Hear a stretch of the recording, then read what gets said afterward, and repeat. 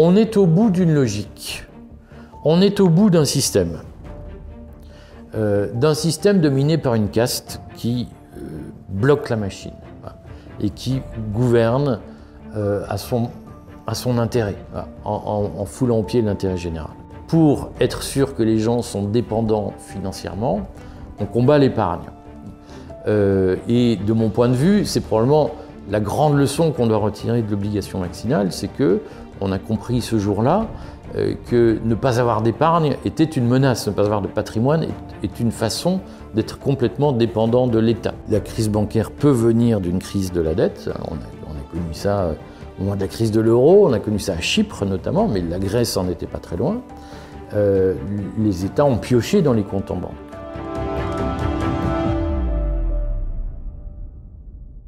Bonjour Éric Verhaeghe. Bonjour, merci. C'est un plaisir de vous retrouver. Plaisir partagé. Je rappelle à nos auditeurs que vous êtes ancien haut fonctionnaire, désormais entrepreneur et essayiste. Vous êtes notamment le fondateur du média Le Courrier des Stratèges et de l'association Restez Libre. Alors vous venez de publier un nouvel essai intitulé « Traité pour le monde d'après, sortir de l'avachissement par le retour à l'ordre spontané » aux éditions Culture et Racines. Alors pour commencer, est-ce que vous pouvez peut-être définir ce que vous entendez par les termes avachissement et ordre spontané? Puisque j'ai 1h30 pour répondre, déjà l'ordre spontané, c'est une notion c'est un concept dont on ne va pas faire toute l'histoire, mais qui a été beaucoup défini, beaucoup utilisé par un penseur autrichien qui s'appelle Friedrich Hayek. Qui est assez connu parce que il est l'une des grandes têtes de ce qu'on a appelé l'école autrichienne. Alors, en réalité, Hayek comme Karl Popper sont des Autrichiens qui ont émigré en Angleterre en 1936 de mémoire pour échapper au nazisme. Ils ont beaucoup enseigné l'économie à Londres, l'économie, la philosophie. À Londres, et alors qu'on appelle ça l'école autrichienne, c'est une école qui est très internationale d'une certaine façon. Et pourquoi Friedrich Hayek parle de l'ordre spontané comme principe de base de la société? C'est évidemment, ça s'oppose à ce qu'on peut appeler aujourd'hui l'ordre vertical, hein. C'est ou une société organisée de façon verticale, jupitérienne, dirait Macron, ou une société fondée sur l'ordre spontané, donc ou une société verticale, ou une société horizontale ou liquide, diraient certains.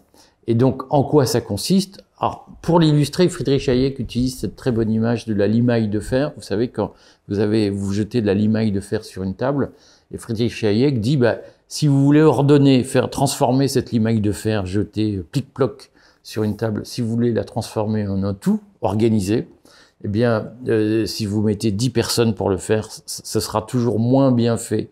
Et ça prendra beaucoup plus de temps que si vous utilisez un aimant qui, spontanément, va organiser la limaille de fer, l'amas de limaille de fer, en un ensemble bien rangé et bien ordonné.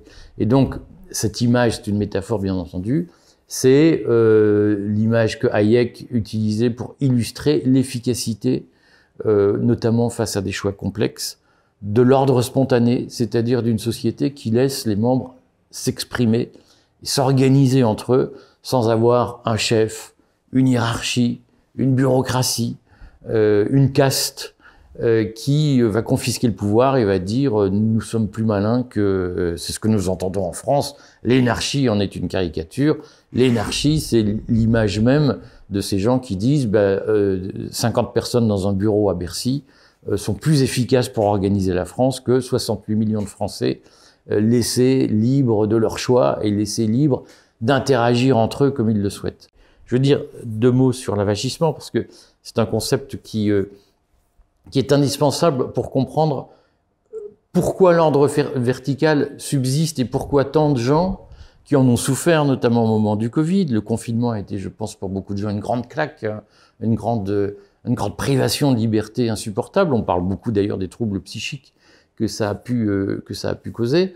Mais je vois plein de gens qui se sont pris des claques, si j'ose dire, au moment du confinement, et qui disent oui, mais on a besoin d'une société administrée, encadrée par l'État, encadrée par des fonctionnaires, on a besoin d'ordre, on a besoin de verticalité.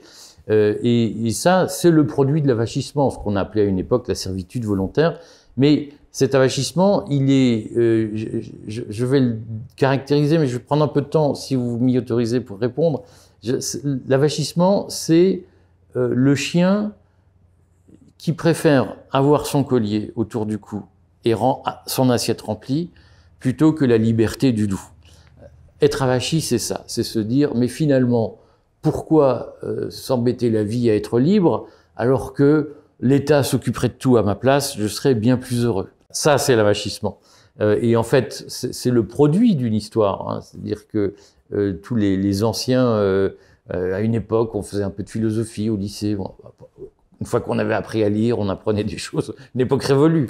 Et donc, ce qu'on appelait les humanités. Alors. Ce qu'on appelait les humanités. Et donc, ceux qui ont fait un peu d'humanité se souviennent que c'est le philosophe allemand Hegel qui a inventé la dialectique du maître et de l'esclave. Et c'est cet antagonisme qui, dans la philosophie dialectique, explique l'histoire.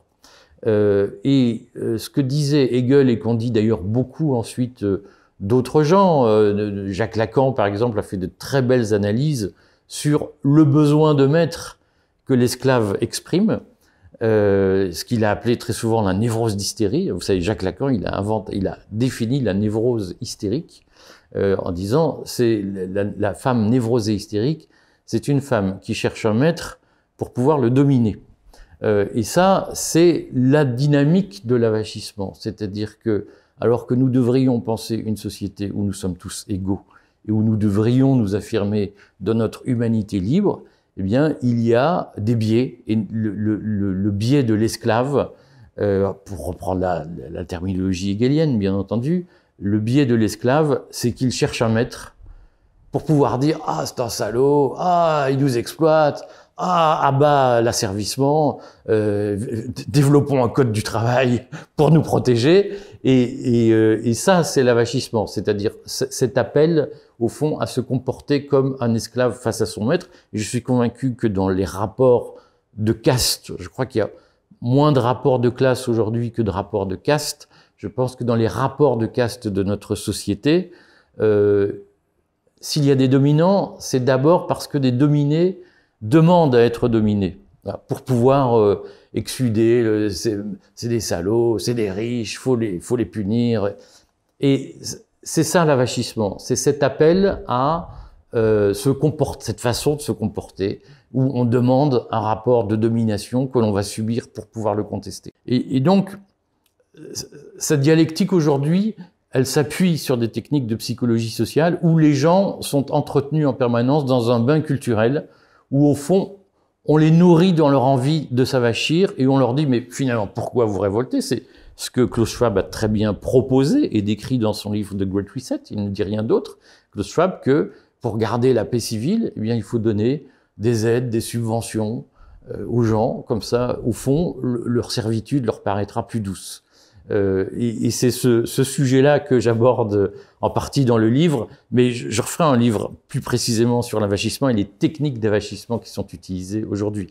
Mais l'idée de fond, c'est que c'est trop facile de dire le problème, c'est les élites. Bien entendu que nos élites posent problème, mais nous sommes aussi demandeurs d'avoir ces élites.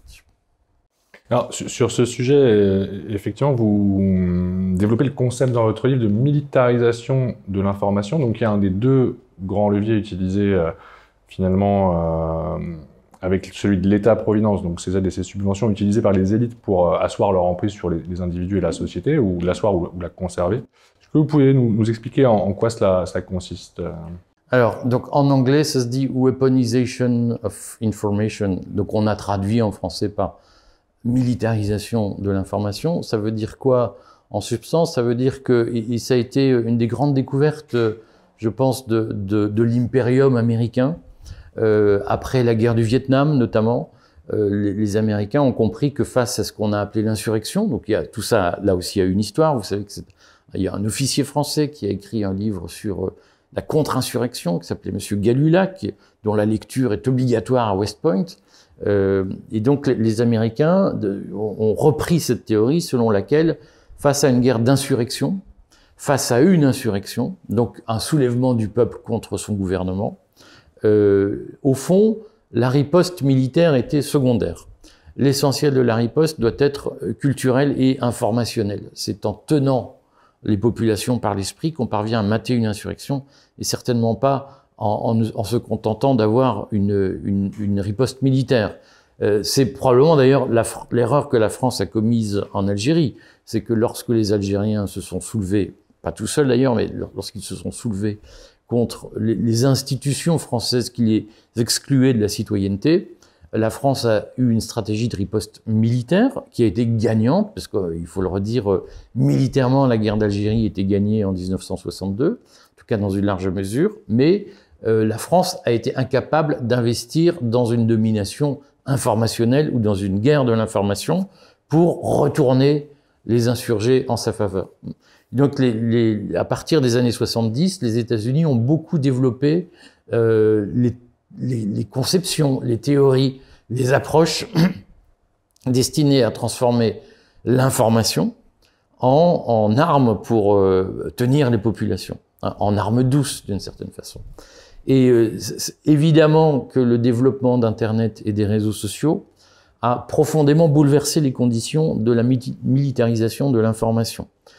Des gens comme Cass Sunstein, qui ont écrit un livre sur le nudge avec Monsieur Thaler, prix Nobel d'économie, un gars comme Cass Sunstein qui était dans l'entourage d'Obama, a beaucoup apporté dans les techniques de militarisation de l'information, notamment en développant, il est l'auteur d'un célèbre article de 2011 sur la façon de lutter contre les complotistes, hein, où il dit ça ne sert à rien d'affronter les complotistes à visage découvert, il faut plutôt, si on veut briser le complotisme, il faut plutôt financer des infiltrés qui vont semer le doute et qui vont utiliser un certain nombre de techniques qu'il explique dans cet article de 2011 et qui explique très largement la stratégie qui a été montée notamment par le G7, donc par les pays occidentaux, qui ont confié, comme vous le savez, au service canadien le fameux Rapid Response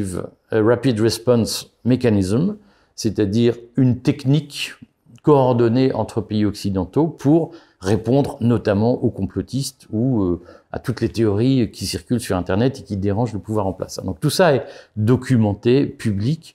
L'une des réalisations de cette stratégie du G7, c'est la création en France de l'agence Viginum, qui sert, entre autres, enfin, elle n'est pas la seule à agir. On a vu dans l'affaire Schiappa que le fonds Schiappa, le fonds Marianne, servait en fait à financer de la lutte contre le complotisme. Rudi Reichstadt, qui est le patron de Conspiracy Watch, l'a très bien écrit, enfin l'a très bien décrit lors de la commission d'enquête du Sénat sur le sujet. Donc tout ça est documenté, c'est des sources publiques, hein, il n'y a pas de fantasme là-dedans, c'est inscrit d'ailleurs dans les budgets de l'État, même si tout n'est pas dit. Mais donc on sait qu'il y a un développement de ces théories sur comment on fait pour tenir l'opinion publique, notamment face à ce qu'on appelle les complotistes, les extrémistes, les terroristes, les populistes. Donc il y a des théories qui ont été développées et des techniques. Hein. Tout ça ne sont pas seulement des mots. Et les techniques ont été très bien décrites dans le livre Mindfuck, dont l'auteur est un Canadien qui a inventé les techniques de Cambridge Analytica. Je ne vais pas retrouver son nom, mais j'espère que vous m'en voulez pas. Et Cambridge Analytica, c'est un dispositif qui a été utilisé pour militariser l'information. Et notamment pour faire ce qu'on appelle du micro-ciblage sur Internet, c'est-à-dire que Cambridge Analytica a, d'une certaine façon, sophistiqué les techniques que les Américains avaient commencé à penser dans les années 70 pour militariser l'information. Cambridge Analytica a permis de sophistiquer ces techniques et de les adapter à l'univers des réseaux sociaux, avec notamment des techniques d'analyse des datas qui permettent d'utiliser un certain nombre de modèles. Donc, dans Mindfuck, l'auteur de Mindfuck explique comment, par exemple, pour gagner le Brexit, par exemple, ou pour son élection en 2016, Donald Trump a utilisé le modèle Ocean, hein, le modèle dit Big Five, qui est un modèle d'analyse psychologique et qui a été recyclé d'une certaine façon, utilisé, adapté dans le micro-ciblage sur Internet à partir des datas. C'est un système assez intéressant. La base, mais je ne sais pas si c'est dans le cadre de notre interview qu'on peut parler de ça, mais j'en dis 3 mots. La base de ce modèle, enfin la promesse de ce modèle, c'est que avec 10 likes, si vous repérez 10 likes faits par une personne sur des publications Internet, vous savez déjà d'elle à 80% de sa vie. Avec 100 likes, vous êtes capable d'anticiper toutes ses réactions et toutes ses pensées. Et avec 300 likes, vous connaissez mieux une personne que son mari ou sa femme. Et donc, c'est des modèles d'analyse qui ont été développés et qui servent à militariser l'information. Et nous sommes face à ça aujourd'hui. C'est notre difficulté, c'est que l'essentiel de notre vie quotidienne est désormais encadré par des dispositifs d'information qui sont militarisés et qui sont totalement pilotés par des instances qui sont en connivence avec les pouvoirs étatiques. On l'a vu au moment du Covid. Par exemple, voilà, moi j'avais le Courrier des Stratèges, j'avais une chaîne YouTube qui a été du jour au lendemain retirée par Google parce que Google obéissait aux demandes des gouvernements. Tout le monde connaît toutes ces techniques de censure qui ne sont qu'un exemple extrême, d'une certaine façon, de tous les dispositifs de militarisation de l'information qui existent et qui servent à nourrir l'avachissement, hein, selon des techniques qui sont tout à fait intéressantes d'ailleurs, parce que les psychologues donc développent des modèles mathématiques qu'ils appellent les thémata, qui sont tout à fait fascinants et qui permettent, dans le cadre de la militarisation de l'information et dans le cadre de cette stratégie d'avachissement pour maintenir les gens dans un état de dépendance vis-à-vis de l'autorité verticale, eh bien, on développe des thémata pour savoir, il y a des articles tout à fait passionnants, je vous les recommande, sur, par exemple, qu'est-ce qui va pousser les gens à ne pas agir? Dans quelles conditions la colère peut être stérilisante? Donc, les modèles Big Five savent que, donc ça s'appelle notamment la triade sombre. La triade sombre, comment? La triade noire. La triade noire, ça permet d'identifier les profils psychologiques qui peuvent être des meneurs ou des gens qui vont passer à l'action. Mais dans la triade noire, on sait que le principal sentiment qui pousse à agir, c'est la colère. C'est d'ailleurs très souvent pour ça que la police, les services secrets adorent infiltrer les milieux avec ce qu'on appelle des grandes gueules qui poussent à la colère, qui suscitent la colère, parce que c'est là qu'on identifie les gens dangereux. Et donc, les services secrets adorent s'appuyer sur des provocateurs qui vont avoir des comportements qui vont permettre de dévoiler ceux qui, dans un groupe, sont susceptibles d'être entraînés dans une action. Donc des gens très clivants qui sont mis en avant sciemment, en fait, finalement. Tout ça, c'est le produit de thémata, mais les thémata servent aussi à identifier dans quel cas la colère peut être stérilisante plutôt que agissante. Donc tout ça fait partie de modèles qui sont développés à l'infini, avec des études universitaires très poussées, des articles qui sont publiés sur Internet. Si certains d'entre vous, nos auditeurs, veulent aller voir ce que sont les thémata, ils peuvent regarder. Il y a des articles très intéressants hein, sur le sujet, qui sont une forme de mathématisation de l'esprit humain. C'est de la psychologie humaine. C'est totalement fascinant. Donc voilà. Donc tout ça pour dire que effectivement, l'avachissement fait l'objet d'une stratégie qui est destinée à garder le contrôle de la société. Vous parlez d'ailleurs aussi beaucoup du nudge dans votre livre qui a été utilisé notamment pendant le Covid, qui est là aussi un mécanisme qui est utilisé dans le cadre de cette militarisation de l'information pour finalement inciter les gens, donner un coup de pouce aux gens pour qu'ils agissent de telle ou telle façon, sans que finalement les pouvoirs publics ne soient obligés de légiférer ou d'obliger les gens à faire quelque chose. Alors, donc, cette théorie du nudge, souvent les gens disent, mais c'est assez connu, ça n'a rien de nouveau. Donc, on le redit, le nudge, la théorie du nudge a été développée en 2008 de mémoire dans le livre de Thaler et de Sunstein.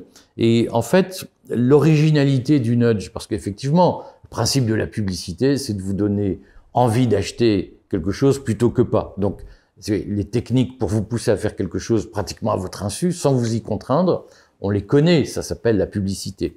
L'originalité de la théorie du nudge, c'est de dire les techniques publicitaires, elles peuvent être utilisées par l'État pour changer le comportement des citoyens. Sans loi, sans décret, sans réglementation officielle. Et au fond, ce que dit le nudge, c'est que l'État ne doit plus être une autorité qui fonctionne comme une démocratie transparente avec des règles qui sont posées. L'État doit être, au fond, une agence de publicité comme une autre.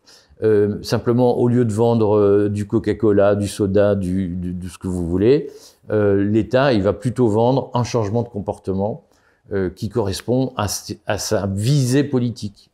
Alors, c'est pour ça qu'on vous dit arrêtez de manger du jambon parce qu'il y a des nitrites. Donc, il y a tout un tas de techniques qui sont développées. Ça pose un problème de fond qui est au cœur de mon livre et qui est au cœur de ma logique libertarienne. De mon point de vue, l'État, il est fait pour garantir la tranquillité publique. Il est fait pour garantir notre indépendance nationale, si vous voulez. Donc, on a besoin d'une armée pour éviter d'être envahi par des méchants.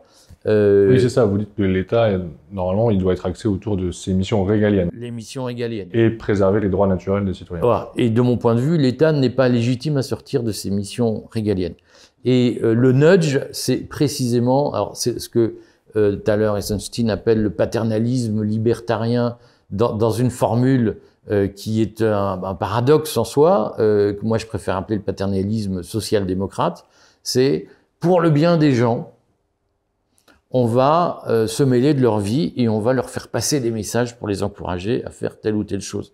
Donc certaines techniques du paternalisme social-démocrate ont été terribles. C'était le pass sanitaire, par exemple, qui consiste à dire vous avez le droit de ne pas être vacciné, simplement vous ne pourrez plus aller dans une bibliothèque publique, vous ne pourrez plus aller au concert, vous ne pourrez plus... Voilà, donc ça, c'est un sérieux encouragement à se faire vacciner. On en a vu l'efficacité relative, mais efficacité quand même. Puis il y a d'autres techniques. Il y a des techniques fiscales. C'est augmenter le prix du paquet de tabac ad libitum pour dissuader les gens de fumer. Et il y a encore d'autres techniques, c'est les campagnes de publicité qui vous disent il faut prendre la contraception, il faut arrêter de fumer, de boire, de manger gras, et bientôt on va vous dire il faut manger des insectes. Et donc progressivement on est rentré dans cette logique où l'État vise à nous faire changer de comportement. Et donc on est dans un projet... on se souvient tous que Pol Pot avait utilisé des méthodes terribles pour changer la mentalité des gens. Aujourd'hui, les changements de mentalité imposés par l'État se font de façon plus soft, c'est le nudge. On n'ouvre plus de camps, en tout cas pas encore de concentration pour recycler, pour reformater les gens, mais ce sont des techniques de reformatage qui s'appuient, je le redis, sur des études scientifiques, des études menées très souvent aux États-Unis et qui consistent à nous... qui ont été beaucoup divulgués par McKinsey. La grande force d'un McKinsey, la grande force des États-Unis, c'est de disposer d'un cabinet de conseil comme McKinsey, qui est capable de faire la tournée des gouvernements la semaine prochaine pour leur dire, nous, on peut vous garantir que en Autriche, vous aurez les mêmes dispositions qu'au Danemark, qu'en Australie, qu'aux États-Unis. Nous sommes capables de le faire. Votre administration n'est pas capable de le faire. Nous, on va vous dire comment on fait et on est là pour ça. C'est la technique utilisée pour répandre ce dominium américain, cette domination à travers la militarisation de l'information. Excusez-moi, je fais des longs tunnels, mais c'est des sujets très importants. Oui, parce que ce que vous dites aussi dans votre livre, finalement, c'est qu'on fait face à un nouveau phénomène totalitaire, en quelque sorte, qui est complètement différent de ceux qu'on a connus au XXe siècle, mais qui repose sur la recherche, finalement, désormais, du consentement le plus large possible, en s'appuyant justement sur ces techniques de manipulation des masses, en fait, et d'ingénierie sociale, en jouant, effectivement, comme vous l'avez dit, sur les peurs, notamment, pour obtenir un renoncement collectif, massif, aux libertés fondamentales. Alors, ce qu'il faut insister, c'est sur l'originalité de ces dispositions, parce qu'au fond, le fait que les États cherchent à influencer le comportement des individus n'est pas nouveau. L'originalité, elle tient à deux choses. C'est d'abord qu'effectivement, on est dans cette logique de nudge, de coup de pouce, beaucoup plus que dans la logique à face dévoilée, si j'ose dire. Si vous regardez le totalitarisme nazi ou le totalitarisme communiste, qui sont pour moi deux formes, deux aspects de la même pièce, si vous voulez, les deux faces de la même pièce, il y avait, je vais le dire, ça n'a rien de péjoratif, mais au sens de minorant, mais il y avait un folklore de la violence. C'est-à-dire que vous regardez l'art réaliste socialiste, vous regardez l'art nazi, vous regardez les pratiques extrêmement brutales, barbares, qui ont été développées tant en Allemagne dans les années 30 que en URSS sous Staline. L'État modifiait les comportements par la violence et par la peur physique. Ces méthodes existent encore aujourd'hui. Simplement, et c'est l'acquis des théories de la contre-insurrection, notamment de Galula, c'est que la terreur est au fond moins productive que l'adhésion. Et donc, pour dominer les esprits, pour les changer, l'originalité du système actuel, c'est qu'il parie beaucoup moins sur la contrainte, sur la violence, que sur le ralliement, que sur l'adhésion, et notamment sur l'avachissement. C'est-à-dire, on va vous demander de nous dominer, parce qu'au fond, c'est plus confortable que de créer son entreprise et de vivre de son propre travail. Et au fond, la vie est trop compliquée, et donc donnez-nous des allocations et on obéira. Et ça, c'est une technique très profonde d'avachissement. C'est une des originalités du système. La deuxième originalité, c'est que au fond, le système s'est immiscé dans tous les aspects de l'esprit. Dans nos démocraties dites libérales, mais qui le sont de moins en moins, l'État est au fond beaucoup plus intrusif. Alors, il est beaucoup moins violent, il est beaucoup moins autoritaire, mais il est beaucoup plus intrusif dans chaque aspect de notre vie quotidienne. Et il est beaucoup plus sous couvert de nous protéger, donc sous ce paternalisme que Thaler et Sunstein ont décrit, eh bien, il est beaucoup plus englobant, beaucoup plus holiste, j'allais dire. Il touche beaucoup plus d'aspects de notre vie quotidienne. Vous voyez bien que les limitations de vitesse, par exemple, en sont une caricature. Regardez comment Anne Hidalgo transforme la vie à Paris en une suite d'obligations, de réglementations à respecter. Vous vous dites, mais attendez, je suis rentré dans un monde. C'est le prisonnier. Vous savez, la série Le Prisonnier. Je ne suis pas un prisonnier. Je suis pas un numéro. Je suis un homme libre. Et on a quand même l'impression d'être dans des systèmes qui, sous couvert de nous protéger, d'être écologiques, sont des systèmes où on est complètement prisonnier d'un modèle de vie qu'on ne peut plus contester. Vous évoquez d'ailleurs aussi les projets d'identité numérique et d'euro numérique qui sont portés par l'Union européenne, hein. Des instruments qui pourraient, selon vous, éventuellement être mis au service d'une vision politique, et ce qui pourrait ouvrir la voie, finalement, à la mise en place d'une forme de crédit social à la chinoise, en Europe. Alors, c'est là, je vais parler de l'euro numérique pour montrer comment l'avachissement fonctionne bien. C'est que je vois sur les réseaux sociaux partout fleurir, y compris dans des milieux qui ont, comme moi, combattu le pass sanitaire. Je vois plein de gens qui disent l'euro numérique c'est l'horreur, la monnaie numérique c'est l'horreur. Ce qui est vrai, c'est l'horreur. Pourquoi? Parce que elle permet de contrôler. Autant, vous voyez, vous mettez des billets en circulation, humainement, on n'est pas capable de savoir quel billet est dans quelle poche à un moment donné. Voilà, c'est impossible avec l'espèce, avec le cash. C'est d'ailleurs pour ça que les grandes banques centrales, spécialement en Europe, la BCE combat le cash, c'est qu'on ne peut pas contrôler son utilisation, on ne peut pas le surveiller. Et donc l'euro numérique, la monnaie numérique, permet de savoir en permanence qui détient quelle monnaie, et elle peut être désactivée à distance ou elle peut être contingentée. C'est-à-dire peut être programmable finalement. Elle peut être programmable. En Chine, le gouvernement a annoncé que il y aurait un yuan numérique qui serait déprogrammé au bout de 6 mois. Donc, si vous avez des yuan numériques, ben au bout de 6 mois, ils ne valent plus rien. Voilà.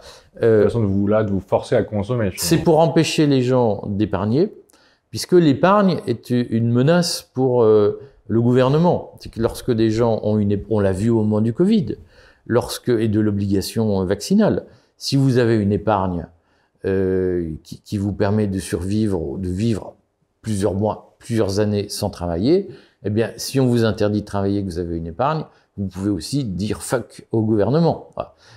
Et donc, pour être sûr que les gens sont dépendants financièrement, on combat l'épargne.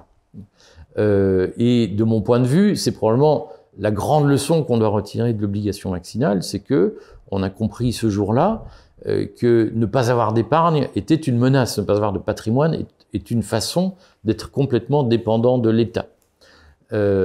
Et donc l'euro numérique permettra de faire ça. Il permettra de contrôler en permanence les dépenses et de dire « Ah, vous avez acheté trop de cigarettes, vous avez acheté trop d'essence, etc. » Et dire aux gens « Vous pouvez plus acheter d'essence avec... » Ça, c'est la menace que beaucoup de gens ont identifiée à juste titre. C'est-à-dire qu'on pourrait limiter l'achat effectivement de biens ou de services, enfin l'État pourrait le faire en fonction de critères définis au préalable. Oui, l'objectif dans le cadre de cette écologie prétendue écologique, mais écologie punitive, c'est évidemment de vous forcer à avoir un mode de vie, celui que j'indiquais, et on vous mettra plus forcément dans un camp de concentration, simplement on vous dira « t'as plus d'argent, tu ne peux plus acheter ça ». Et beaucoup de gens ont commencé à intérioriser le fait que, au nom de l'écologie, pour sauver la planète, il fallait arrêter de manger de la viande ou en manger beaucoup moins, il fallait arrêter ceci, il fallait arrêter cela. Donc on voit tous que au nom de l'écologie, on est en train de reformater les esprits et les mœurs. Et je pense que beaucoup de gens ont compris ça. Simplement, ce qui me fascine, et c'est pour ça que je parle d'avachissement, c'est que les mêmes demandent souvent le développement des techniques qui vont servir à les broyer. C'est-à-dire que l'euro numérique, qu'est-ce que c'est au fond? C'est le monopole de l'émission monétaire par l'État. C'est-à-dire que la monnaie numérique, aujourd'hui, les monnaies, elles sont mises sur le marché, elles sont émises par un certain nombre d'institutions, la banque centrale, mais aussi les banques commerciales. Quand vous allez faire un crédit à la banque vous fait une émission monétaire. Avec les monnaies numériques, donc c'est pour ça que les banques commerciales sont vent debout contre les monnaies numériques. Ce qui est notre chance au fond, parce que probablement que les banques commerciales vont empêcher l'émergence des monnaies numériques. Mais la monnaie numérique, dite de banque centrale, c'est une monnaie qui est monopolistique et dont l'État a le monopole de l'émission. Je rappelle, je parlais de Hayek en début d'entretien pour parler de l'ordre spontané. Je rappelle qu'Hayek a écrit un livre très important en 1976 sur la concurrence monétaire, sur les bienfaits de la concurrence monétaire, parce que lorsque on a commencé à parler d'euro, donc de monnaie unique en Europe, dans les années 70, Hayek a dit mais il faut surtout pas faire une monnaie unique, c'est liberticide. Il faut au contraire privilégier la concurrence entre les monnaies. Moi, ce qui m'étonne, c'est que j'entends souvent, je lis souvent des commentaires de gens qui disent il faut contre l'euro qu'on confie le monopole de l'émission monétaire à l'État. Et ça, en fait, c'est le projet de l'euro numérique. Et ce qui me frappe, c'est que plein de gens qui ont compris les dangers de l'euro numérique, en revanche, n'ont pas compris que le problème, c'était le monopole de l'émission monétaire par l'État. Et que ce qui nous sauve, ce qui va sauver nos libertés, c'est pas que ce soit la Banque de France qui émette une monnaie numérique plutôt que la Banque Centrale Européenne. Ce qui va nous sauver, c'est le droit à la concurrence monétaire, c'est-à-dire la possibilité qu'on doit avoir d'acheter des crypto-monnaies, d'acheter des dollars, d'acheter des francs suisses, et même la possibilité qu'on devrait avoir de créer d'autres monnaies sur notre sol. Et c'est là qu'il y a un avachissement. C'est que le système est suffisamment malin, la caste est suffisamment intelligente pour faire porter par ceux qui ont identifié les risques du capitalisme de surveillance, faire porter par ceux qui ont identifié ces risques-là, les revendications de la caste elle-même. Et la caste est très douée pour avachir les gens et les mettre en position de dire « on est contre votre système et d'ailleurs, prolongeons-le et durcissons-le ». Et les gens le font à leur insu. Beaucoup de gens, quand je les entends me dire « il faut le monopole de la création monétaire par l'État », beaucoup de gens sont convaincus de défendre les libertés. Alors qu'ils défendent le projet d'euro numérique. Ce qu'ils demandent, c'est la contrainte par la monnaie, c'est la confiscation de la liberté par la monnaie, c'est le projet de monnaie numérique. Et le mystère de notre époque, c'est que je lis en plus des gens qui souvent sont très véhéments et quand on leur dit, mais attendez, monsieur, ce que vous me demandez, le contrôle de l'émission monétaire par l'État, c'est du fascisme. Ah, mais donc vous êtes un ultralibéral, vous êtes du côté de Macron. Non, la grande force d'un Macron, c'est de faire porter ses revendications, ses projets, ses visées intentionnelles par ceux qui croient le combattre. Et c'est là qu'on a un problème. Et c'est pour ça que je fais ce livre, c'est pour dire aux gens, mais ouvrez les yeux. C'est-à-dire, vous avez identifié les symptômes, mais vous continuez à vous rendre malade. C'est absurde. Faites le choix de vous libérer de la maladie. Guérissez-vous. Et c'est un travail de longue haleine. Vous parliez de l'écologie tout à l'heure, et c'est ce que vous dites effectivement dans le livre, hein, que toutes les problématiques qui sont liées à l'écologie offrent aussi une occasion à l'État de justifier son intervention dans l'économie, et que la transition écologique finalement pourrait être instrumentalisée pour notamment renier, voire remettre en question le principe de propriété privée. Hein. Oui. Alors ça, je crois que là aussi, c'est un très grand tour de force qui est en train d'être réalisé. Donc je le redis, le fondement de mon livre, c'est de dire qu'il faut un ordre spontané dans la société et que chaque individu est doté de droits naturels qui ne peuvent pas être contestés. Et que le droit de propriété privée, c'est la base de ces droits naturels. C'est-à-dire que une société qui ne reconnaît pas la propriété privée est une société totalitaire. Une société qui nie les libertés de ses membres.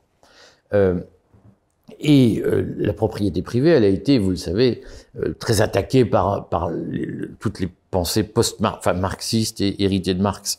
La base du communisme, c'est la contestation de la propriété privée, ce qui permettait à l'État d'avoir face à lui des gens sans aucune défense, sans aucune profondeur stratégique. On parlait de l'épargne tout à l'heure en disant que avoir une épargne, un patrimoine, c'est garantir une indépendance vis-à-vis de l'État et de l'autorité. Le communisme s'est fondé sur l'idée que il fallait confisquer les patrimoines et d'une certaine façon empêcher l'épargne au nom de la lutte contre le capitalisme, mais qui était évidemment d'abord une lutte contre les libertés et contre les droits naturels des individus. Et aujourd'hui, le marxisme a un peu perdu de sa superbe, même s'il existe encore, même si en Chine, en Corée du Nord, au Vietnam en partie, des États, peut-être un peu au Venezuela, des États se réclament de ces systèmes. On peut penser que l'avenir du totalitarisme ne passe plus par le marxisme. On gardera des systèmes oppressifs comme en Chine encore plusieurs années, très probablement, mais c'est pas avec le marxisme qu'on va refaire une révolution mondiale. En revanche, l'écologie, de ce point de vue, est beaucoup plus porteuse. Parce qu'on est convaincu qu'on va tous griller comme des poulets dans 50 ans, parce qu'il fait trop chaud, etc. Alors, pourquoi l'écologie est très proche de la contestation de la propriété privée et débouche très largement sur la propriété privée? C'est notamment à travers l'idée que l'accumulation du capital est productrice de pollution. Alors, l'accumulation de capital, ça veut dire quoi? Ça veut dire, vous achetez votre machine à laver, elle est à vous. Vous achetez votre voiture, parfois 2 voitures, vous achetez parfois un bateau, vous accumulez. Oui, un hélicoptère dans votre cas, je le sais. Et ça pollue, et surtout, au fond, quand c'est cassé, vous en rachetez un autre, et donc on entretient une dynamique de production en permanence de biens. Et puis comme les marchands de machines à laver, ils ont besoin de gagner de l'argent, ils vous font de l'obsolescence programmée pour vous refourguer une nouvelle machine, et chaque fois ils font une vente additionnelle. Et ça, c'est de la production de gaz qui va nous tuer tous. Alors, en soi, la lutte contre le gaspillage n'est pas forcément quelque chose d'absurde. Simplement, la stratégie qui est proposée pour remplacer ce processus d'accumulation, c'est le passage à la location. Ce qu'on appelle l'économie circulaire. C'est-à-dire, c'est au lieu de jeter, on répare, et en fait, comme réparer, c'est compliqué, on va prêter une machine à laver aux gens, et au bout de 3 ans, on va la reprendre pour la réparer, la refourguer à quelqu'un d'autre. Donc, vous n'en serez plus propriétaire, vous en serez locataire. C'est ce qu'on appelle l'économie circulaire, qui a ses magnats, hein. Des entreprises comme Paprec en France sont devenues des magnats du recyclage. Et le recyclage, c'est le cheval de Troie pour contester la propriété privée. Mais là encore, on voit bien comment la théorie du nudge a permis de déplacer la perception des choses. C'est que sous Marx, sous Staline, on vous disait, tu as une propriété privée, donc tu es un délinquant, un capitaliste, un horrible, et donc tu vas aller faire un petit stage dans un camp pour te rechanger les idées, puis on va tout te confisquer. Ça se faisait par la brutalité. Là, l'astuce, c'est que ça fonctionne pas par la brutalité, ça fonctionne par des théories du nudge. C'est-à-dire que moi, je vois des gens... vous savez, j'ai été candidat dans les circonscriptions de Bagnolet et de Montreuil, donc chez les bobos. Oui, candidat aux législatives. Donc, en parlant avec les gens, ils sont convaincus, si vous voulez, que la propriété privée, c'est nocif pour la nature. Il faut qu'on vive comme Adam et Ève, tout nus, et qu'éventuellement l'État nous donne des choses pour nous habiller, mais que c'est plus possible de vivre comme avant. Et pourquoi? Parce que sinon on va disparaître. Et donc la peur de disparaître, cette espèce d'angoisse de la disparition de la planète, elle permet de faire passer, elle permet de faire adhérer les gens à des confiscations de biens qui étaient vécues comme brutales dans les systèmes communistes. Et elle permet de les transformer en acteurs qui réclament. Et Macron a été très fort avec le vaccin là-dessus. C'est que, souvenez-vous, quand on a lancé le vaccin contre le Covid, la technique psychologique a été la même. C'est qu'on s'est organisé pour que ce soit les gens qui réclament d'être vaccinés. On dit, on ne veut pas mourir, vaccinez-nous très vite. On ne veut pas mourir, confisquez-nous nos biens. Et mettez-les nous en location, on n'a plus besoin de tout ça. Et je lis très régulièrement des commentaires de gens qui disent « Mais de toute façon, mon bon monsieur, la propriété privée, c'est dépassé.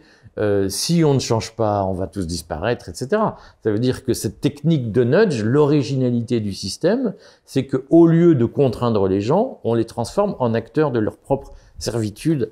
C'est mon fameux avachissement qu'on retrouve, c'est que les gens se disent « Mais non, mais... utilisez-moi comme un esclave, parce que vous comprenez, les êtres libres, ils polluent. Alors que les esclaves, ils font comme on leur dit, et c'est beaucoup plus propre. Oui, alors vous soulignez quand même dans votre livre justement qu'un retour à une forme de sobriété est quand même souhaitable au regard notamment des dégradations environnementales qui sont aussi induites quand même par notre organisation économique et puis ce gaspillage, nos habitudes de consommation dont vous parliez. Oui, parce que il s'agit pas, si vous voulez, enfin, alors je le présenterai autrement. Moi, je crois que l'humain est fait pour être libre, pour se tenir droit, debout. Voilà. Et je crois que cette idée est présente dans beaucoup d'éléments de l'héritage culturel occidental. Et donc, se tenir libre, ça n'est pas faire l'apologie de la consommation bête et méchante. Et, les gens qui ont pour seul objectif dans la vie de consommer, d'acheter, d'avoir, vous savez, on en connaît tous, la plus belle voiture, la plus belle maison du coin, le plus beau truc, cette civilisation du bling-bling est évidemment, elle aussi, une forme d'avachissement. Et c'est une façon de tenir les gens que de leur dire mais vous êtes là pour acheter, donc ne vous posez plus de questions, achetez. Dans le livre que j'avais fait sur The Great Reset de Klaus Schwab, j'avais analysé le dernier chapitre du livre de Klaus Schwab qui décrit en gros la psychologie du monde d'après, du Great Reset. Et Klaus Schwab, il est partisan de ce modèle psychique où les gens cherchent le bien-être et certainement plus le bonheur. Et donc, ce qu'on nous vend, c'est une société où il n'y aurait plus de menaces. Et donc, il ne s'agit pas de dire l'objectif est d'avoir un maximum de biens. Je vois les gens qui changent de téléphone portable tous les 6 mois et qui sont « Ah, il y a le iPhone 49Z qui sort, et je le réserve à l'avance ». C'est effrayant. Voilà. C'est une forme d'avachissement. Mais donc, dans ma vision du monde d'après, les individus doivent assumer leur destin, d'être libres. Et la liberté, ce n'est certainement pas d'être enchaîné par les biens matériels. Mais ce n'est pas non plus d'être privé de toute forme de capacité à survivre par soi-même. Et l'équilibre, il est là entre les deux. Hein. Donc je ne veux surtout pas donner le sentiment que mon livre dit fumez des cigarettes, achetez 10 voitures diesel et faites-les tourner en permanence pour polluer le plus possible. C'est pas ça l'idée. En revanche, il faut se poser la question de comment on fait dans une société d'ordre spontané pour garantir le maximum de liberté à chacun.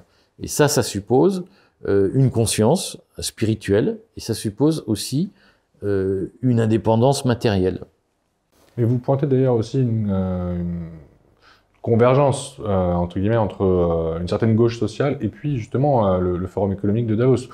Convergence qui pourrait paraître un peu paradoxale au niveau des idées, et vous dites que pourtant il y en a bien une. Ah oui, alors là aussi, dans la guerre de l'information, et vous voyez bien comment Macron et Mélenchon se tiennent par la barbichette. On a l'impression, ils jouent la détestation réciproque, mais en réalité, c'est le même projet. Et c'est le même projet mondialiste.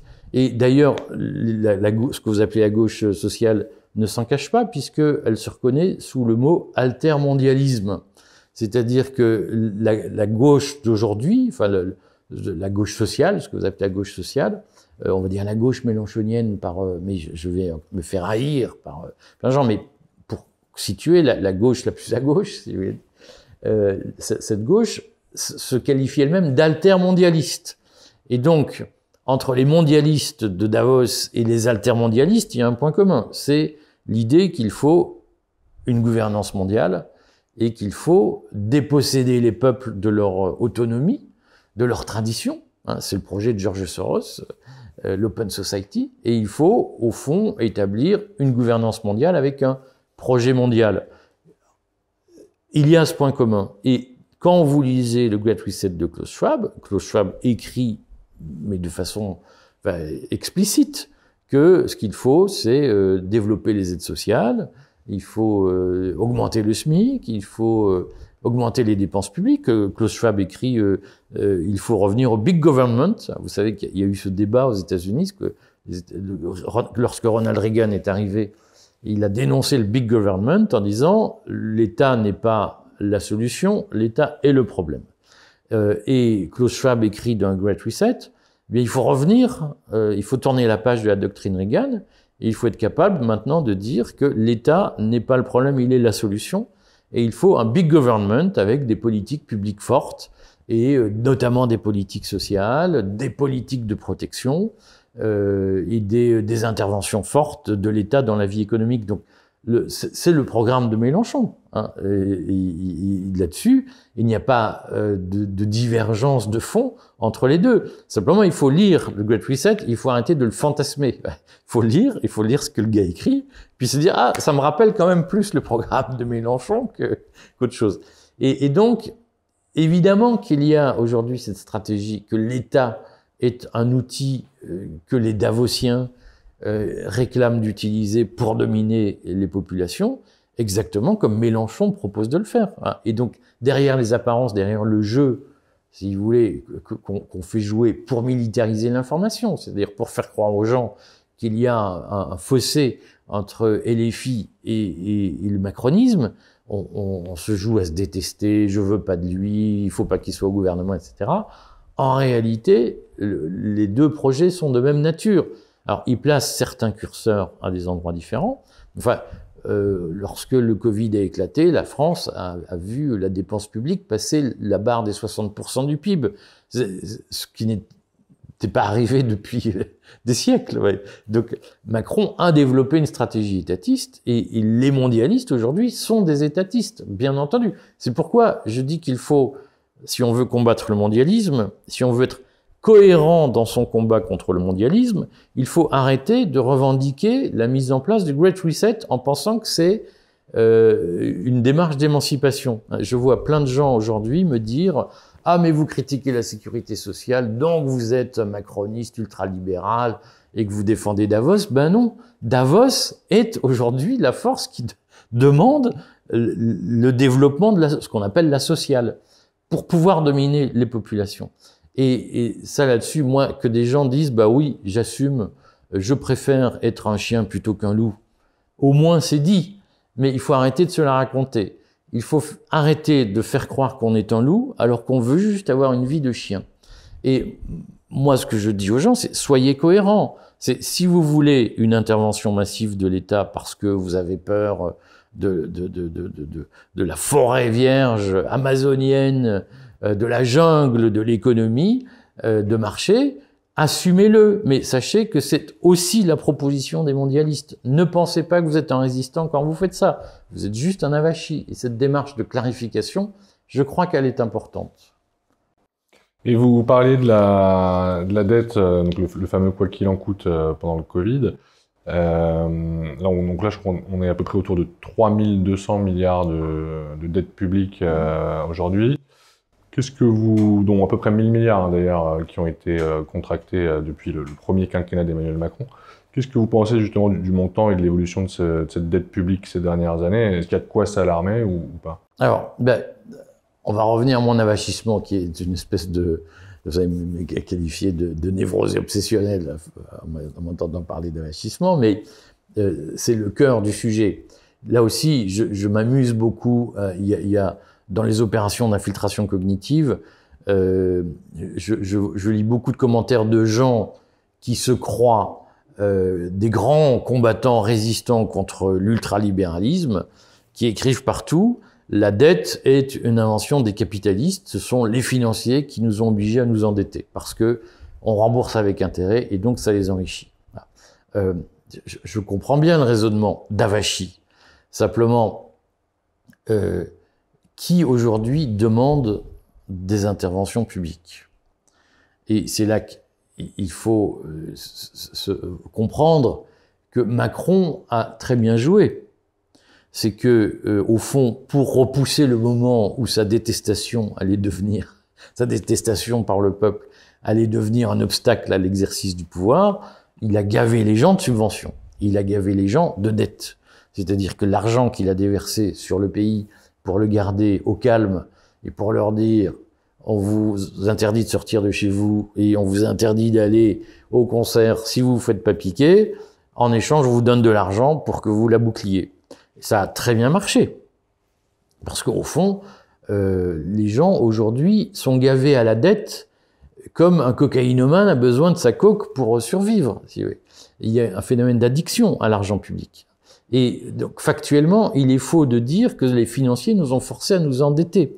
Aujourd'hui, quand vous voyez la résistance des Français au report de l'âge de départ à la retraite, que je n'évoque pas dans mon livre, parce que je survole le sujet de la retraite, mais c'est un sujet à part. Mais quand vous voyez la résistance des Français à toute forme de diminution des dépenses publiques, j'ai entendu des discours ahurissants, alors que les budgets des hôpitaux ont augmenté de 25% en 3 ans. J'ai entendu des gens qui m'ont dit: mais l'État se désengage de l'hôpital public. C'est le contraire. On n'arrête pas de dépenser toujours plus. Et pour des résultats, c'est ce que vous dites aussi, on dépense beaucoup pour l'éducation ou la santé, mais pour des résultats qui sont médiocres. Pour des résultats de plus en plus catastrophiques. Ce qui prouve que le problème des services publics n'est pas un problème de moyens, c'est un problème de management, d'organisation. Le problème des services publics, c'est qu'ils sont organisés de façon verticale et que ça peut plus fonctionner. Ils sont aussi suradministrés d'ailleurs. Ils sont suradministrés par une bureaucratie. Alors, moi j'ai été fonctionnaire, donc j'ai connu cette époque. Alors moi, quand j'étais dans l'administration, si vous voulez, je me souviens quand même de la première année où il fallait préparer le budget de l'année suivante. Dans les administrations, vous êtes sollicité sur est-ce que vous avez quelles sont vos demandes pour l'an prochain. Et donc, moi, j'avais dit, bon, non, moi, je dirigeais une entité, on était 55. Et je considérais qu'à 30 personnes, ça suffisait. Et j'avais raison. Et donc, je dis, bah non, qu'est-ce que vous voulez qu'on ait de plus? Il y a déjà des gens qui arrivent au bureau désespérés parce qu'ils n'ont pas de travail de toute la journée, et des gens bien payés. Et je me souviens toujours de mon adjointe qui me dit, mais si vous ne demandez pas des effectifs supplémentaires, on va penser que vous ne foutez rien. Donc il faut demander des effectifs supplémentaires. Et les créations d'emplois dans l'administration, elles ne sont pas nourries par les besoins, elles sont nourries par la nécessité de faire croire qu'on travaille beaucoup pour faire carrière. Et j'ai connu cette époque où on disait, de toute façon, c'est une affaire de panache, de prestige. Si vous n'augmentez pas sans arrêt le nombre de gens que vous dirigez, eh bien, vous perdez du prestige. Bon, et deuxièmement, on a ce réflexe en France de croire que quand les gens commencent à se battre parce que à un moment donné, il y a un dossier. C'est comme les os dans les cages aux lions. Vous jetez un bout d'os, vous avez 3 lions qui se battent pour l'avoir s'ils sont affamés. Dans l'administration, les dossiers, c'est comme ça. Quand vous en avez un, il y a 3 personnes qui se battent pour l'avoir parce que il n'y a pas assez de boulot pour tout le monde. Là aussi, j'ai connu ça. Alors, on dit, ils se battent, c'est qu'ils sont pas assez nombreux. On va recruter parce que l'ambiance est mauvaise. Pour que ça aille mieux, on va doubler les effectifs. Mais j'ai connu ça, c'est pas des caricatures. Et la France a développé la bureaucratie comme ça, en pensant que lorsqu'il y avait un problème, c'était forcément soit on n'avait pas fait une loi pour lutter contre le problème, soit on n'avait pas mis assez d'argent pour le régler. Et donc la bureaucratie, elle s'est développée de cette façon. Avec cette illusion dans les hôpitaux, on l'a très bien vu. Après le Covid, Olivier Véran était encore ministre de la Santé lorsqu'il a organisé le Ségur de la Santé. Et donc il y a eu plusieurs chantiers qui avaient été identifiés par les personnels comme devant être réglés. Tous ces chantiers ont été évoqués sauf un, celui de l'organisation de l'hôpital. Et la solution qu'on a présentée pour répondre au malaise des soignants, qui existe, a été d'occulter tous les problèmes d'organisation et de management, et a consisté à mettre de l'argent partout en disant on met de l'argent et ça résout les problèmes. C'est le même sujet à l'éducation nationale. Tout le monde sait que le problème de fond à l'éducation nationale, comme je le dis souvent, l'éducation nationale est la preuve vivante qu'une somme d'intelligence individuelle peut fabriquer une immense bêtise collective. Et les enseignants de l'éducation nationale sont, dans leur très grande majorité, évidemment il y a des brebis galeuses, mais sont dans leur très grande majorité des gens intelligents, des gens brillants, des gens souvent très investis dans ce qu'ils font, et des gens qui croient souvent à leur mission. Simplement, l'organisation de l'école est tellement centralisée, tellement verticale, tellement écrasante, que vous avez des gens intelligents qui sont au fond traités comme des ouvriers spécialisés sur une chaîne de production dans une usine. Et ça crée forcément des frustrations, de l'agressivité, du découragement, de la démotivation.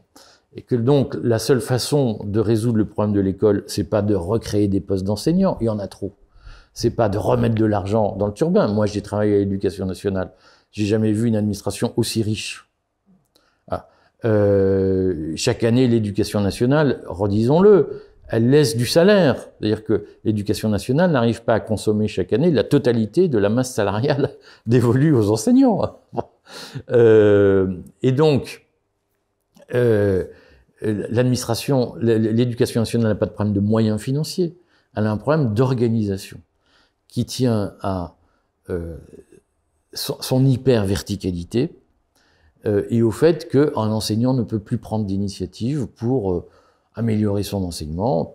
Toute son activité professionnelle est cadrée et encadrée, et de toute façon, qu'il travaille bien ou qu'il ne travaille pas bien, il sera payé au même tarif. Et c'est un sujet d'organisation, vous voyez. Et donc aujourd'hui, on en revient au principe de l'ordre spontané, l'excès de verticalité, l'obsession qu'a la caste qui tient le pouvoir d'écraser toute forme d'ordre spontané pour pouvoir tout contrôler, c'est cette logique-là qui bloque la société et c'est cette logique-là qui produit aujourd'hui du malaise. Et donc, nous avons besoin de redonner aux gens des marges d'initiative, des marges d'autonomie, notamment dans leur travail. Je vois très souvent des gens qui se plaignent de leur boulot, mais au fond, ils se plaignent de quoi? C'est pas de trop travailler, c'est de n'avoir aucune forme d'autonomie, d'être simplement aux ordres, et de n'avoir aucune reconnaissance dans leur capacité à faire des travaux spécifiques, on reconnaît pas leur talent. Et c'est le problème de la verticalité. Alors, on parlait de la dette juste avant. D'ailleurs, la France a eu sa note de crédit aussi dégradée par l'agence Standard & Poor's il y a quelques semaines. Je crois qu'elle est visée aussi par une procédure maintenant de déficit excessif par la Commission européenne. Comment vous voyez les choses si on n'arrive pas à redresser la barre au niveau des comptes publics, comment ça peut se terminer? Alors, elle va se redresser toute seule. finira par se redresser toute seule. C'est-à-dire qu'à un moment donné, il y aura plus d'argent, on pourra plus payer. Voilà. Donc la vie, c'est assez simple, au fond. C'est un défaut de paiement potentiel? Ben évidemment. À un moment donné, vous ne pourrez pas éternellement tirer sur la corde. Et là aussi, je lis plein de commentaires, de remarques de gens qui disent c'est une invention, il n'y a pas de problème de dette en France, etc. Bon. Le sujet, c'est que c'est pas de l'idéologie, c'est de la réalité. C'est qu'à un moment donné, bah, il y a une dette, et puis tant que des gens pensent qu'on va la rembourser, ils nous prêtent de l'argent. Et puis le jour où ils ne voudront plus nous prêter de l'argent parce qu'ils penseront qu'on va faire défaut, bah, il y aura plus d'argent, on payera plus. Mais là, qu'est-ce qui se passe? C'est-à-dire que par exemple, on a une mise sous tutelle du FMI, un peu comme la Grèce, en échange d'argent. Alors, il peut y avoir de très nombreux scénarios différents. En soi, faire un défaut ponctuel, si vous voulez, n'est pas une catastrophe parce que on peut dire mais non, mais on remboursera dans 3 mois. Là, on n'a pas pu honorer telle échéance. Vous voyez, par exemple, j'ai fait un papier là-dessus, mais parce que c'est une situation que j'ai connue quand je travaillais au MEDEF. En 2009, les retraites ont failli ne pas être payées. Donc, on avait cette crise terrible. Et je crois que c'est en février 2009 où, à un cheveu près, la banque qui devait payer, qui versait les retraites, qui était la BRED, donc doit débourser, je crois que c'est le 9 de chaque mois 9 milliards, à l'époque c'était cet ordre-là, 9 milliards, et 9 milliards c'est comme une somme, donc il faut les avoir sur son compte, donc ça suppose des mécanismes de couverture financière relativement complexes, et là je crois que on n'est pas passé loin du jour où la BRED, à ma connaissance, avait dit c'est compliqué, là, les 9 milliards, on n'est pas sûr de les avoir.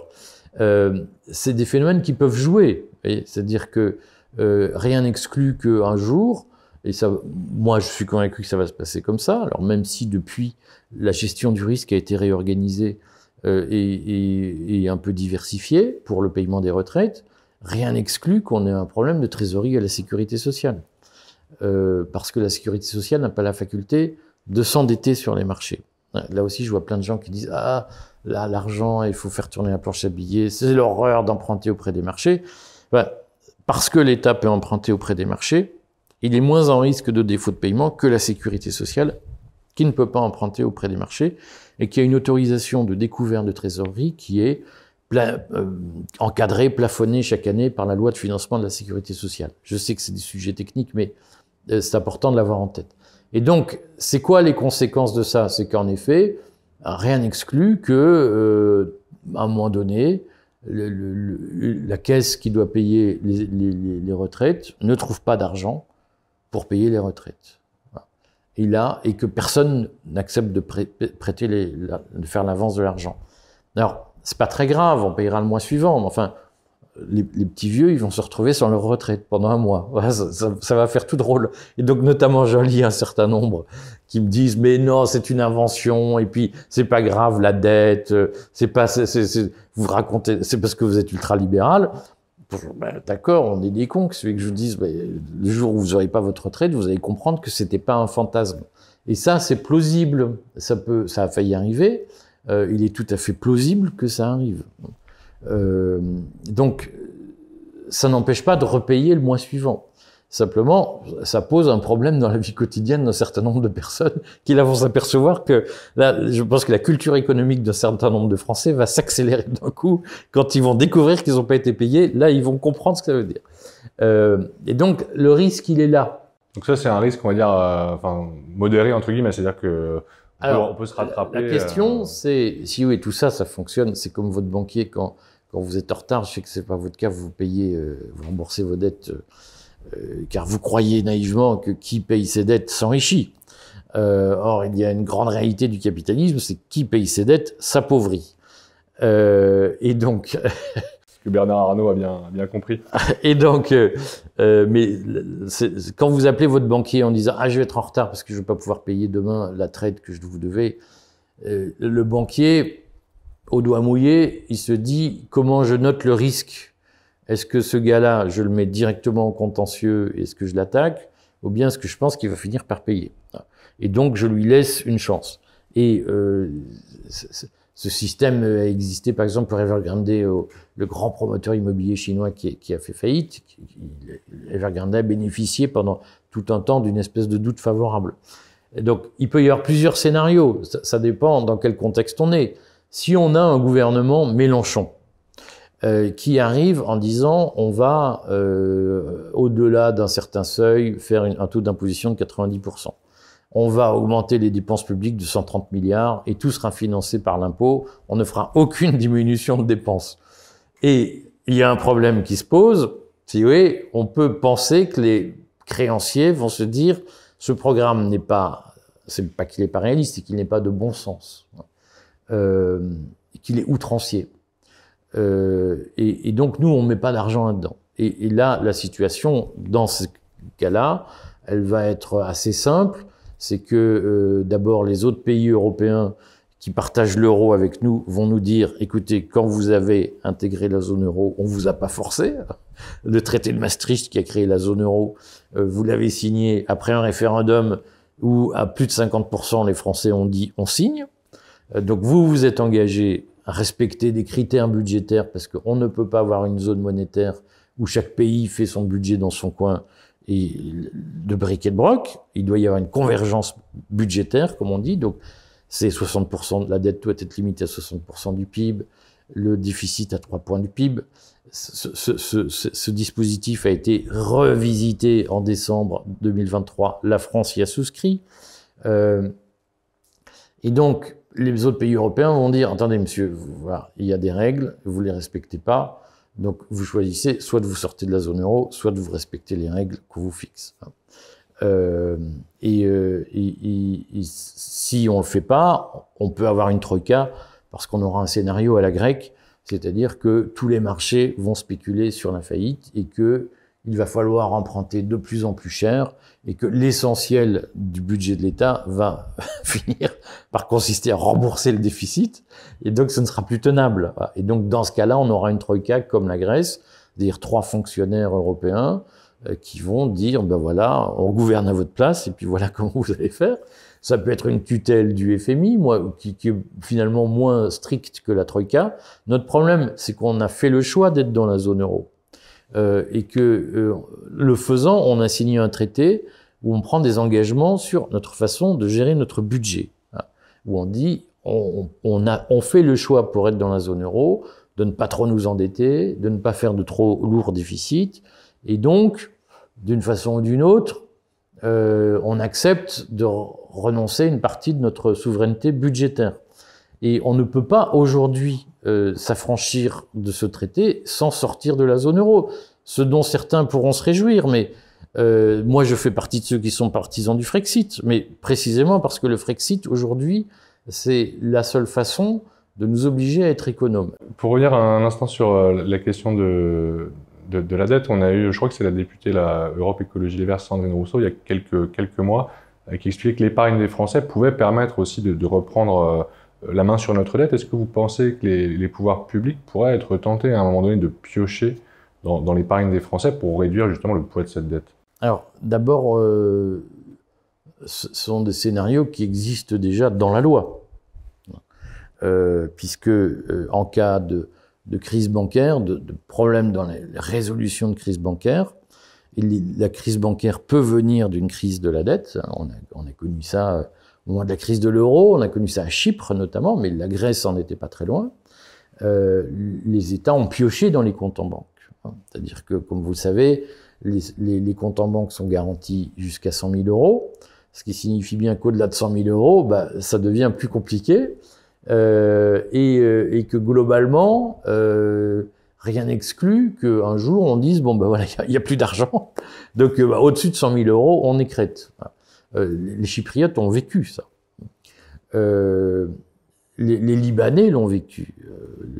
Les banques libanaises ont bloqué les avoirs de leurs clients et l'État en a récupéré, à ma connaissance, une partie. Donc ce sont des scénarios qui existent, qui sont déjà inscrits dans le mécanisme dit de résolution bancaire de l'Union européenne, que la France appliquera. Donc c'est tout à fait plausible. La question, c'est est-ce qu'on peut le faire en dehors d'une crise et en dehors d'une situation d'urgence. Donc, est-ce que, puisqu'on a prêté à Sandrine Rousseau des propos qui, à ma connaissance, n'étaient pas exactement les siens, je ne porte pas Sandrine Rousseau dans mon cœur, mais ces propos consistaient à dire on va mobiliser l'épargne pour financer la dette. En réalité, c'est un discours très ancien, qui est en plus un discours facile, puisque la dette correspond en gros aux encours de l'assurance vie.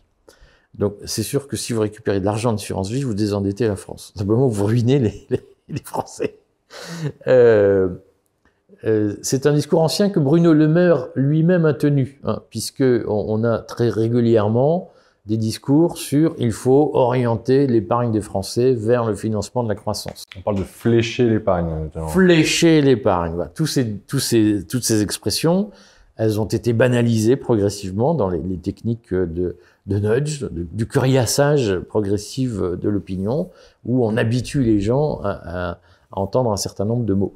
Et donc, c'est une idée qui traîne, qui n'est pas seulement le fait de Sandrine Rousseau, mais il est évident que tous les gens qui, comme Sandrine Rousseau, ont une vision très étatiste de l'économie, il ne faudra pas beaucoup les pousser le jour J, quand on dira, soit on baisse le budget d'éducation nationale de 10 milliards, ou on baisse le budget des hôpitaux de 20 milliards, ou bien on va piquer 20 milliards dans la poche des épargnants, on peut penser qu'assez facilement, il va se trouver des gens pour dire c'est quand même mieux de piquer l'argent dans la poche des épargnants que de supprimer des postes de fonctionnaires.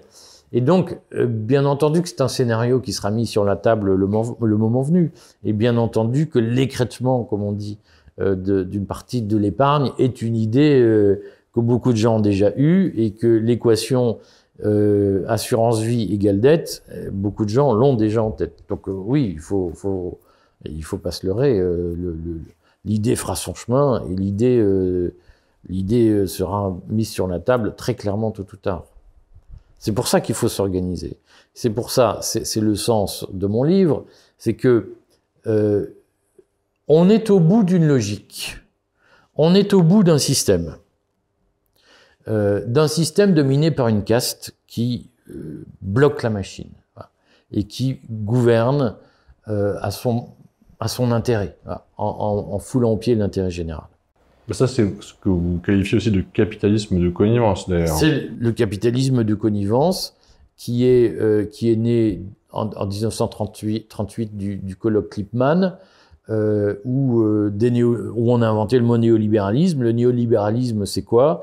C'est on peut être libéral tout en régulant les marchés par des réglementations et tout en contrôlant la monnaie. Donc c'est l'État qui intervient pour réguler les marchés et contrôler la monnaie. Pourquoi on a dit ça en 1938? Parce que crise de 29, misère noire, et donc l'URSS adresse une concurrence au capitalisme, et donc il s'est trouvé un certain nombre de libéraux à l'époque pour dire au fond le marché ne marche pas si bien que ça, tout seul, et donc il est normal que l'État intervienne pour améliorer le fonctionnement du marché. Et donc qu'il contrôle la monnaie pour s'assurer qu'il n'y a pas de déflation. Hein. Pendant les années 30, il y avait une déflation, c'est-à-dire que les prix baissaient. Il est normal que l'État intervienne pour que les marchés soient mieux organisés. C'est comme ça qu'on a créé l'Union européenne. Le principe du marché unique, c'est une commission à Bruxelles va faire une série de réglementations pour organiser les marchés, pour qu'ils fonctionnent mieux que si on les laissait à leur ordre spontané. Vous dites d'ailleurs qu'il y a un parallèle entre la création de l'Union européenne et la création de l'Union soviétique. Oui, alors ce sont deux concepts de systèmes multilatéraux qui sont très proches. Hein. C'est-à-dire que l'Union soviétique, c'est une bureaucratie qui chapeautait 32 États de mémoire. Je crois qu'il y avait 32 républiques soviétiques, quelque chose comme ça. Ou peut-être, en tout cas, plus de 20. Oui, on a oublié, c'est tellement vieux. Et au fond, ça ressemble beaucoup à ce qu'on a créé dans l'Union européenne. C'est-à-dire qu'on a créé un niveau de gouvernement au-dessus d'États qui étaient indépendants. Et petit à petit, on a décidé de les soumettre aux mêmes règles et aux mêmes lois.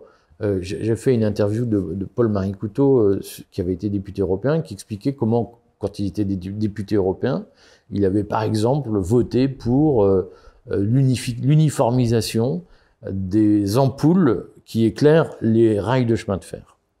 Et ça, c'est le travail de régulation des marchés que le néolibéralisme a accordé à l'État, en disant on peut être libéral et promouvoir ça, et même si on est libéral, il faut promouvoir ça.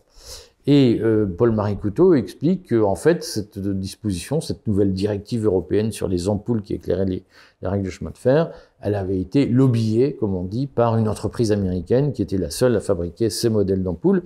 Et donc, c'était un exemple où, sous couvert de réguler les marchés, et donc de faire des lois bonnes pour le pays, en réalité, on favorise tel ou tel acteur dans la concurrence. Et donc, il y a une connivence entre les intérêts privés et ceux qui font les lois. La caricature en France, c'est évidemment les banques, puisque il y a une sous-direction des banques à Bercy, et la règle, c'est que les banques recrutent les fonctionnaires qui travaillent dans cette sous-direction. Et donc, quand vous êtes à la sous-direction des banques à Bercy, bien entendu que vous ne faites pas vous ne préparez pas de normes hostiles aux banques, puisque vous savez que tôt ou tard vous y travaillerez, et que plus vous serez servile et docile, et plus vous obéirez au crédit agricole et au crédit mutuel, et mieux vous serez payé par eux lorsque ils vous recruteront. Donc il y a des passerelles entre la haute administration et puis des entreprises privées. Oui, bien entendu. Alors, il y a des passerelles entre les gens, il y a des conflits d'intérêts qu'on a vus au moment de l'affaire Alstom, où Macron a vendu à la découpe. On a vu ça avec Macron, avec les Uber Files. Bon, on a vu que Macron ait favorisé Uber. On sait qu'il y a des élus qui favorisent des intérêts privés, et il y a des intérêts privés qui se montrent très serviles vis-à-vis des hommes politiques pour obtenir des réglementations favorables. Regardez comment Bernard Arnault a pu privatiser Paris. C'est-à-dire que Bernard Arnault est en train de développer le chiffre d'affaires de LVMH en l'associant à l'image des bâtiments parisiens. Et on se dit, mais attendez, quand Bernard Arnault fait un défilé sur le Pont-Neuf, c'est pas lui qui a construit le Pont-Neuf. En revanche, c'est lui qui va toucher les dividendes du défilé qu'il avait organisé avec je sais plus quel chanteur très connu, c'était l'an dernier, et sur le Pont-Neuf. C'est-à-dire qu'à un moment donné, vous avez, dans le cas de Bernard Arnault, c'est évident, une connivence d'intérêt, donc un lien d'intérêt entre un Emmanuel Macron, Anne Hidalgo et un Bernard Arnault. Et que ça, c'est un problème. C'est qu'à un moment donné, dans le fait qu'on dise l'État doit intervenir pour améliorer le marché, on jette les bases d'un système où les plus gros se coalisent avec les pouvoirs publics pour éliminer la concurrence au nom de normes qui sont les normes environnementales, les normes sociales. Il y a par exemple cette expression dans le jargon européen qui est « il nous faut des normes sociales, des standards sociaux de haut niveau ». C'est le SMIC à 1 600 €. Alors évidemment, sur le papier, c'est très bien, sauf que quand vous gagnez 1 500 €, vous n'êtes pas smicard.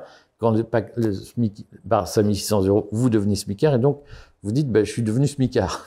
C'est psychologiquement déjà une opération. Mais évidemment que c'est bien de mieux payer les gens que pas. Simplement, quand vous êtes entrepreneur et que vous lancez votre boîte et que vous voulez recruter votre premier salarié, si le salaire minimum est trop élevé, vous ne pouvez pas recruter. Sauf à lever des fonds, et donc, d'une façon ou d'une autre, à perdre votre indépendance et à devenir redevable vis-à-vis des gens qui vous financent. Et ceux qui vous financent, on les connaît. C'est ceux qui sont déjà sur la place et qui ont de l'argent. Et donc, le standard social de haut niveau, évidemment que c'est bien, sauf que ça tue l'initiative individuelle et ça oblige tout le monde à obéir aux grands capitalistes de la place. Et ça, c'est un exemple où on voit qu'une mesure politique est en réalité une mesure qui permet de tenir tout le monde et de domestiquer tout le monde. Alors peut-être pour conclure, Eric Virag, est-ce qu'il y a un point en particulier que vous aimeriez que nos auditeurs justement retiennent de cet entretien? Oui, en fait, il y a un chapitre qui est essentiel dans mon livre. C'est le chapitre sur le déséquilibre permanent. On a collectivement un malentendu entre nous. Je vois plein de gens qui espèrent trouver un système définitif. Une organisation de la société qui ne bougera plus, qui sera éternelle. Et on se dit, ah non, mais ce qu'il faut, c'est dépasser il faudrait qu'on s'entende tous et puis que on ait un système qui marche, qu'il n'y ait plus de crise, qu'il n'y ait plus de difficultés, un bien-être absolu, social absolu. C'est un fantasme.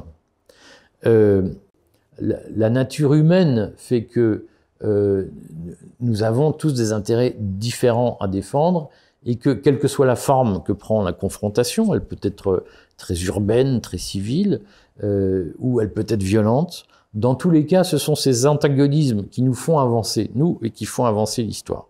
Et donc, il n'y a pas de société idéale. Je vois plein de gens qui disent « Ah non, mais il nous faudrait une société de la bonté, de la Jérusalem terrestre ». Ça n'est pas possible. Toute société est imparfaite et toute société est fondée sur des humains qui ne sont que ce qu'ils sont. Notre philosophe Nietzsche disait « humain, trop humain ». Nous ne sommes que trop humains. Et l'humain, eh bien, il est fait de grandes choses, de petites choses, de conflits, d'envie, de désirs. Il est parfois fait de choses merveilleuses, mais il est aussi fait de ces zones d'ombre. Et donc, toute société sera toujours imparfaite. Ce qu'on peut essayer, c'est de l'améliorer, même si j'ai parfois un doute. Mais en tout cas, on ne pourra pas se dire on va mettre en place un fonctionnement qui va durer 1000 ans. Là aussi, tous les systèmes qui ont proposé ça étaient des systèmes totalitaires. Et donc, ce que nous devons admettre, eh bien, c'est que nous serons toujours dans un monde imparfait et que, au fond, la confrontation des points de vue, la confrontation des intérêts, loin d'être un problème, elle est une solution et elle est un apport parfois désagréable, mais ça vaut mieux que d'avoir des gens assignés toute leur vie à leur place et qui, au fond, sont des prisonniers. La liberté de l'homme, c'est aussi la liberté d'affronter les autres. Merci beaucoup de répondre à mes questions. C'est moi qui vous remercie. Eric. Merci.